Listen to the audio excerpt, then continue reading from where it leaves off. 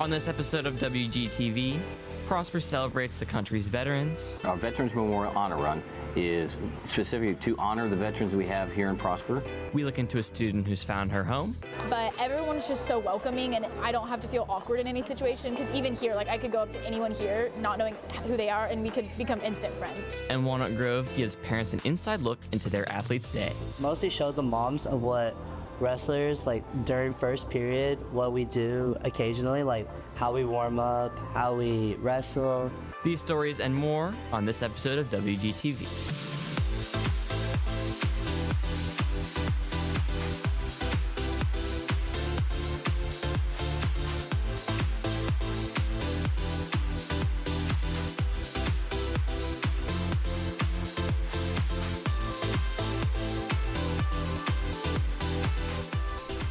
Good afternoon, Wildcats, and thank you for tuning into this episode of WGTV.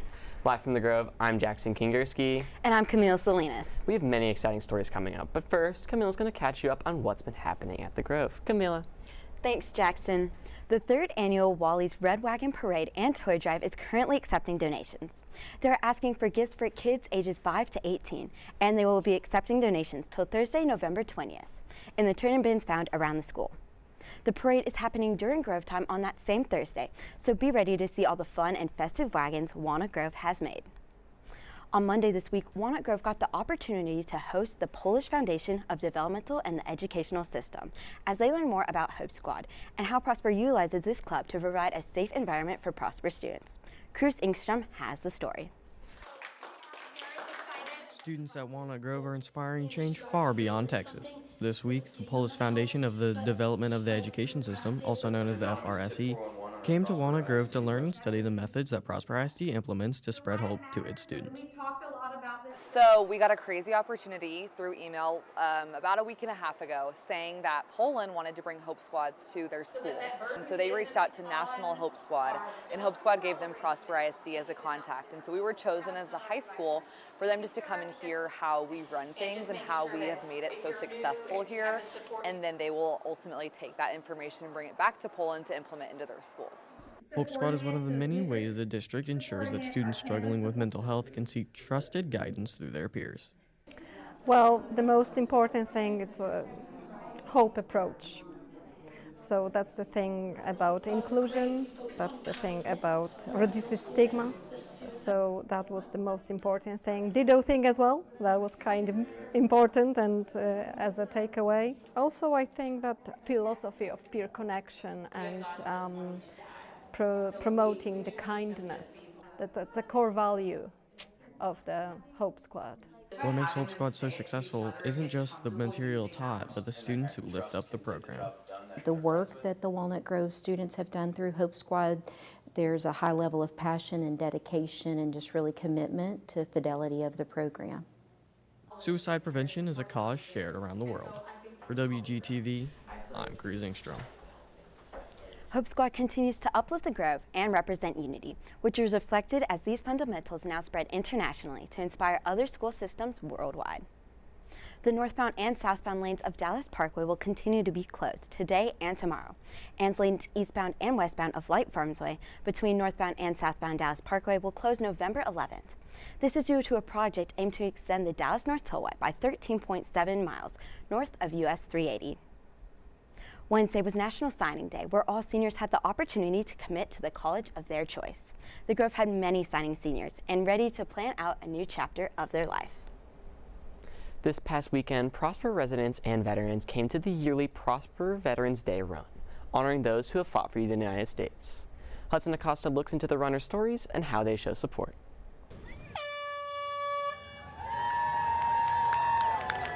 Runners from across Prosper laced up their shoes last weekend to participate in the town's annual Veteran Day Honor Run. This commemorates all veterans who have served and fought in the United States Armed Forces. The veterans are kind of the lifeblood of our good country here. You know, without them, we wouldn't have this freedom, I don't think, to come out here and be all together at once and be running together and, feeling that energy. So it's great for all of us to come out here and just support our veterans and our troops and just, thank them for everything and all the sacrifices they've made for us. I was able to achieve a first place finish in my age group, I think 43 minutes, 55 seconds. Congratulations, James. Runners and residents of Prosper, like James, aren't just running with the goal of first place, but with Prosper's veterans in mind. All proceeds made through sponsorships and donations will go towards the new Prosper Veterans Memorial. Our Veterans Memorial Honor Run is specific to honor the veterans we have here in Prosper. It actually does a second thing, is it raises money for the Veterans Memorial, which we did the ribbon cutting on today. The veterans of Prosper need a place to be honored and then remembered, and for places for families to come to and really honor their veterans. Located in Frontier Park, the memorial represents each branch of the military, showcasing the lives sacrificed and memorializing those who have defended our country. If you notice, it's a six-sided star. So it has the Army, the Navy, the Air Force, Marines, the Coast Guard, and the new Space Force. So it's one of the newest memorials that's out there that actually includes all 6 branches of the military. The unveiling of the newly built monument supports Prosper's veterans, one brick at a time. We talk about one sacrifice once in a while, but these guys are doing that sacrifice every second, and I believe they're the true heroes of the community, and I respect them. As runners cross the finish line and families walk through Frontier Park, the Prosper Veteran Memorial serves as a lasting tribute to the sacrifices of local veterans and the freedoms they protect. 5, 4, 3, 2. For WGTV, I'm Hudson Acosta. Donation opportunities for the Prosper Veteran Memorial can be found on their website. They include ways to recognize veterans, either on engraved bricks or the informational wall at the memorial. In Rockwood, Texas, a telescope farm aims to help solve the problem of light pollution, which leads to less visibility of the night sky. Braze Falls rents space for telescopes on his farm, and he allows customers to take pictures of the night sky on the internet, connected to their shipped telescopes. Toyota is currently recalling 126,691 Tundra and Lexus models due to the engine stalling, increasing the risk of crashing. The recall notice on November 6th said that machining debris might have not been removed from the engine during the manufacturing, leading to the engines not starting while driving.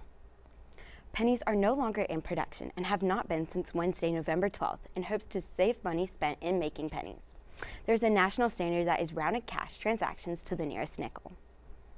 This Wednesday, the president signed a funding bill after a congressional decision that ended the longest government shutdown in history. Funding by the legislation will be provided through January 20th, and some government agencies for the rest of the year.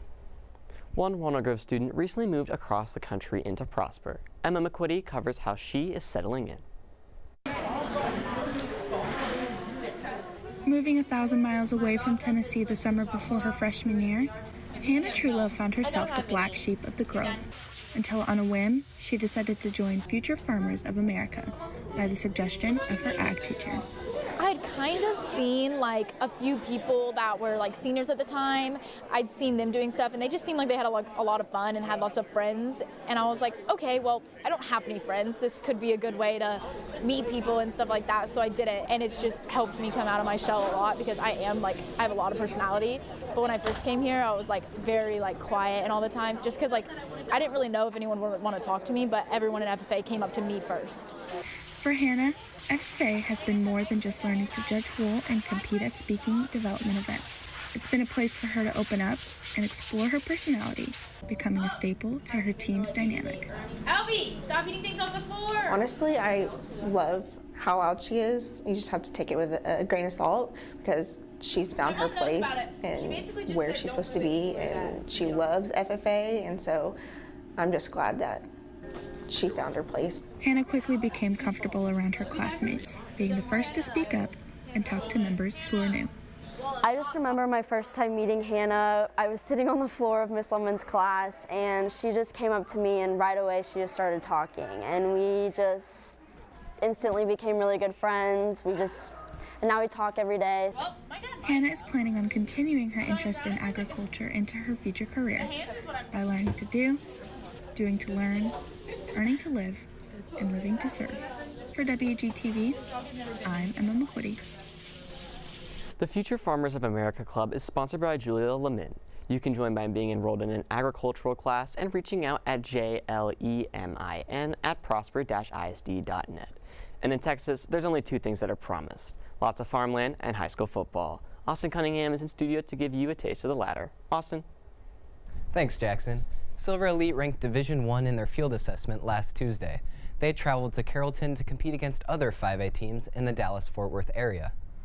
Walnut Grove football has done it yet again, and the Wildcats defended their district title and left no doubt about it, rolling through the regular season with a perfect 10-0 record. They showed up week in and week out, stacking up win after win and proving why they're a team to watch out for in the playoffs.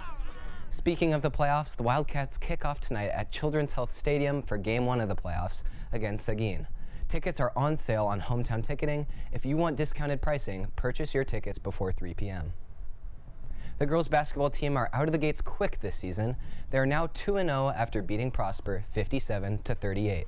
The game wound up being much closer than their first game against Frisco, but their dominant defense ended up being the decisive factor throughout the game.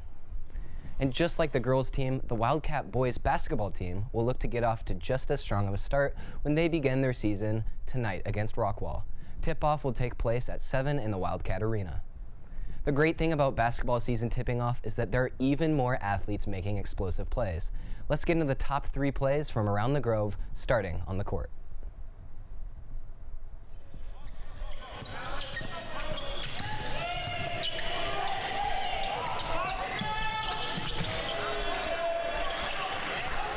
At number 3, Walnut Grove boys basketball took on Denton Braswell in a scrimmage as they ramp up for the start of their season.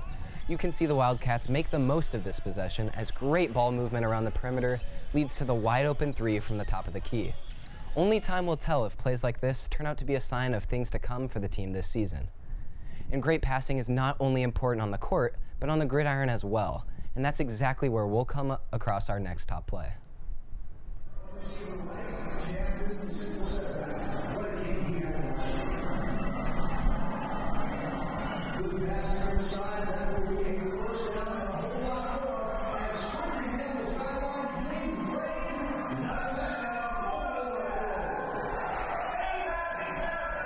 Coming in at number 2, the Wildcats are on the field where they took on Independence.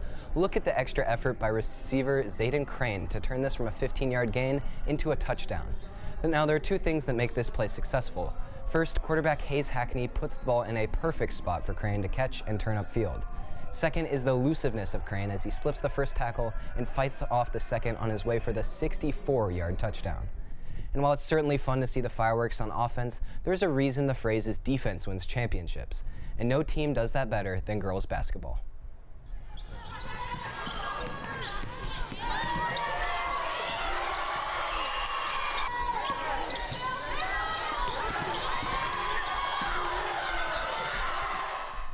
The Wildcat girls basketball team will steal the top spot this week as they pulled off an impressive run all in the span of less than a minute. Jayla Sykes kicks it off by driving past her defender and laying it up and in. Then you can see the Wildcats deploy an overwhelming full-court defense that leads to the steal and uncontested layup by Finley Chastain. The continued full-court pressure opens the door for Sykes to block the passing lane and then dish out a beautiful pass to Chastain, who nails the triple. With wrestling getting into full swing, the Grove provided an opportunity for busy wrestlers to have their families be a part of their morning routine. Christopher Munchmeyer has the story. Moms are hitting the mat. With the start of the wrestling season comes lots of effort and time at practice, usually filling up wrestler schedules. To combat this, the wrestling coaches host Moms on the Mat, an annual event to show moms what the wrestling world is like to their kids. This time is for you. Enjoy it and have some fun.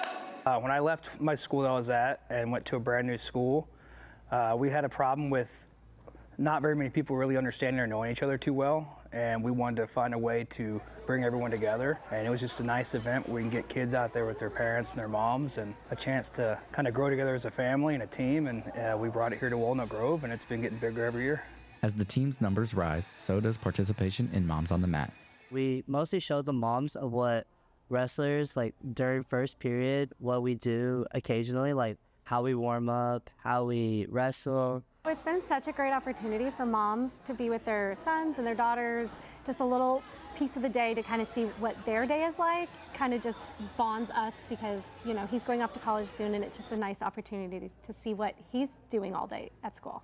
Experiencing their constant moving workouts have built bonds between moms and their children, teaching them what it's like on the mat. Seeing what he does and learning a few of his skills that he's imparted onto me has been really fun and has brought us closer together because now I can picture him actually in this room when I'm at home and he's here. It takes a lot of practice and determination. I can see in my son in TK that he's possesses all of those qualities and I'm so proud of him. The goal of the event is to give just a little bit of time back to the moms during a season that demands so much. For WGTV, I'm Christopher Munchmeyer. He gets it up, he finishes them on the mat. Right here, the official award, 3 points. This position right Wrestling's next meet of the season, nicknamed the Gauntlet, is tomorrow. If you'd like to support the Wildcats, they're at Richardson High School at 8 a.m. That's all for your sports recap. For WGTV, I'm Austin Cunningham. Back to you, Camilla and Jackson. Thank you, Austin. That's all we have for today's episode. For WGTV, I'm Camila Salinas. And I'm Jackson Kingerski. Thanks for watching, and remember, Wildcats, set the standard.